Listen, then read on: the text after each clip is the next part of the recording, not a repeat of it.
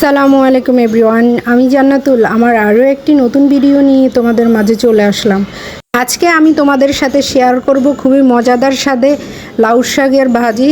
তো প্রথমেই আমি লাউ শাক কেটে নিলাম, লাউ শাকের সাথে সিম আলু কেটে নিলাম।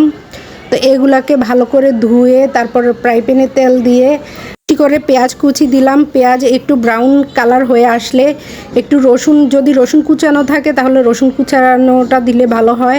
তাই এখানে আমার পেস্ট ছিল, তো একটু পেস্ট অ্যাড করলাম।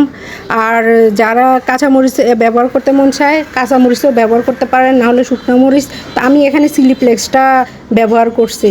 তো এইভাবে লাউ শাক ভাজিটা কিন্তু অনেক মজা হয়, আপনারা বাসায় একবার ট্রাই করে দেখতে পারেন। তো এগুলাকে সবগুলাকে শাকগুলাকে কেটে আগে ভাপিয়ে নিলাম। ভাপিয়ে চুলার মধ্যেই কিন্তু এগুলার পানিটা ফেলে দিবেন না, পানিটা শুকানো পর্যন্ত এগুলাকে চুলার মধ্যে কড়াইতে ভাপ দিয়ে নেবেন। এ পর্যন্তই, আল্লাহ হাফেজ।